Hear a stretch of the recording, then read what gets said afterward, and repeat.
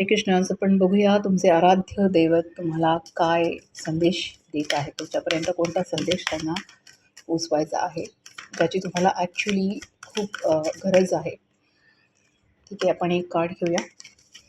First card आपल्याला मिळाला आहे. सो बघूया आराध्य दैवत. अजून दुसरं कार्ड. ओके, दुसरं कार्डही मिळालं आणि हे कार्ड जम्प करून आले. Okay, blank slate, bottom of the deck, turning in. खूप ब्युटिफुल कार्ड आहे हे. सो तुमचे जे आराध्य दैवत आहे त्यांचं तुम्हाला एक सुंदर संदेश असा आहे की बऱ्याच गोष्टींना धरून बसला आहात का, किंवा कोणी तुम्हाला काही बोललं आहे आणि तीच गोष्ट तुम्ही पकडून ठेवली आहे का. मग नोकरीमध्ये आहे, किंवा तुमच्या फॅमिली सर्कलमध्ये आहे, रिलेटिव्समध्ये आहे, किंवा तुमच्या रिलेशनशिपमध्ये आहे, हजबंड वाईफ असो, किंवा मदर डॉटर असो, फादर सन असो, किंवा टू बेस्ट फ्रेंड्स असो. So it's a clear indication from God की बऱ्याच गोष्टी तुम्हाला लेट गो कराव्याच लागतील. जसं कमळाचं जे पान असतं ते एक ड्रॉप पण स्वतःकडे घेत नाही, तो इझिली तो लेट गो करतो, म्हणजे तेही पकडून ठेवत नाही. सो जितकं तुम्ही जास्त धरून ठेवाल, जितका कुठलाही मॅटर तुम्ही जास्त पकडून ठेवाल, तेवढा तो जास्त चिघळत जाईल. आणि जितकं लेट गो कराल तितकी इझी होईल लाईफ, सिम्पल होईल आणि सुंदर लाईफ होईल. तुम्ही हलके व्हाल, तुम्ही मोकळे व्हाल आणि तुम्हाला कुठलाही स्ट्रेस बर्डन फील होणार नाही. दुसरं, बऱ्याच ठिकाणी तुम्हाला थोडंसं कॉम्प्रोमाइज करावं लागेल लाईफमध्ये. यू हॅव टू कॉम्प्रोमाइज, कारण सिच्युएशन आता येणारी अशी असू शकेल की जिकडे तुम्हाला मीच मीच मीच नाही चालणार आहे, तिकडे तुम्हाला स्वतःची ॲडजस्टमेंट करावी लागेल. हा एक डिवाईन गायडन्स आहे तुम्हाला. ओके. सो कधी कॅल्क्युलेशन 50-50 नाही येणार, कधी कॅल्क्युलेशन 30-70 येऊ शकतं, कधी कॅल्क्युलेशन 40-60 पण येऊ शकतं. जितकं कॉम्प्रोमाइज करून राहाल आजच्या या फेजमध्ये, नंतर तुम्हाला भरभरून मिळणारच आहे. तिसरं कार्ड बघा, it's a completely blank card. It's a completely blank card. जसं आपण स्कूलमध्ये जातो आणि तिकडे कसं ब्लॅकबोर्ड पूर्ण ब्लँक असतो आणि मग टीचर लिहिते. तर ही एक फेज तुमच्या लाईफमध्ये अशी येऊ शकते की जिकडे काहीही नसेल, कोणी नसेल, nothing will be there. Empty face असेल आणि तिथे तुम्हाला तुमचं भविष्य घडवायचं आहे, तिथे तुम्हाला तुमचं करिअर घडवायचं आहे, तुमचे नवीन विचार तुम्हाला घडवायचं आहे. आणि ते तेव्हाच एम्प्टी पार्टी होईल जेव्हा तुम्ही बऱ्याच गोष्टी लेट गो कराल आणि थोडंसं कॉम्प्रोमाइज कराल तुमच्या एनर्जीमध्ये.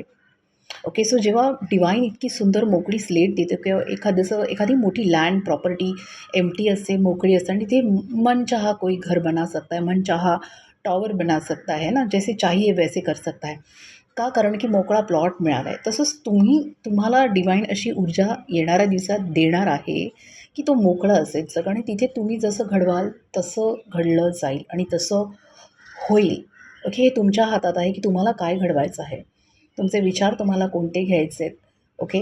तुम्ही किती नेगेटिव्ह लोकांना बाजूला करत आहात, लांब करत आहात, कारण की अशी माणसं घेऊन सोबत चाललात तर ह्या सुंदर गोष्टीमध्ये तुमची स्वतःची रचना जी तुम्हाला करायची आहे ती होणार नाही. आणि मी मगाशीच म्हणाली, bottom of the day, turning in. खूप सुंदर कार्ड आला आहे की कधीतरी स्वतःला वेळ द्या, स्वतःमध्ये झाकून बघा. जर तुम्ही हे कार्ड बघाल तर या कार्डमध्ये स्त्री जी बसली आहे तिच्या चेहऱ्यावर शांत आहे, ती काम आहे, कंपोज्ड आहे ही व्यक्ती. आणि आजूबाजूला पूर्ण कोलाहल आहे. हे कोलाहल म्हणजे भूतपिशाच, निगेटिव्हिटी तिच्या बाजूला आहे, ज्याचा तिला काहीच फरक पडत नाही आहे, कारण की ती तिच्या विश्वामध्ये पूर्ण रममाण झाली आहे. आणि तिच्या आतमध्ये जे काय साचले बघा, तिने ते फ्लो करून रिलीज करत आहेत संथ गतीने. जसं इथे लेट गो केल्यानंतर म्हणून ती शांत आहे. म्हणजे अंदर बोलतो ना, भीतर बहुत शांती आहे उसके. बाहेर किती पण कोलाहल असू दे त्याचा तिला काही फरक पडत नाही, कारण आतमध्ये शांती आहे. याचा अर्थ काय, की बाहेरच्या ह्या ज्या सिच्युएशन्स आहेत, जी तुम्हाला मागे खेचणारी माणसं आहेत, तुम्हाला त्रास देणारी, फ्रस्ट्रेशन करणारी जी सिच्युएशन आहेत, याच्यामध्ये तुम्हाला थोडासा डिस्टन्स किंवा गॅप केल्यानंतर तुम्ही असे मोकळे होता, संत होता, शांत होता, आणि चेहऱ्यावरती बघा एक सुंदर पीस येतो. सो हाच तुम्हाला तुमचा डिवाईन गायडन्स आहे की टर्न इनसाईड, स्वतःच्या आतमध्ये झाकून बघा. जेव्हा सुंदर आतमध्ये झाकायला बघाल, थर्ड आय चक्रवरती फोकस कराल, तेव्हा तुम्ही हलके व्हाल. जशी एखादी काचेची बॉटल असते आणि त्याच्यामध्ये भरपूर माती असते, आणि आपण त्या बॉटलला शेक केल्यानंतर माती सर्वत्र पाण्यात पसरून जाते. पण जर आपण त्या बाटलीला स्थिर केलं तर ती माती खाली साचते आणि पाणी निखळ आणि स्वच्छ होतं.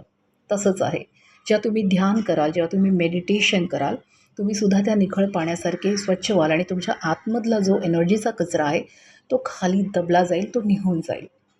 सो टर्न इन, ध्यान करा, मेडिटेशन करा. हा सुद्धा तुम्हाला डिवाईनचा खूप सुंदर गायडन्स आहे तुमच्या आराध्य देवताचा किंवा तुमचा स्वामींचा तुम्हाला हा गायडन्स आहे. Thank you so much. हा व्हिडिओ बघत आहात त्याच्यासाठी ग्रॅटिट्यूड. सुखी राहा, हेल्दी राहा. हरे कृष्ण.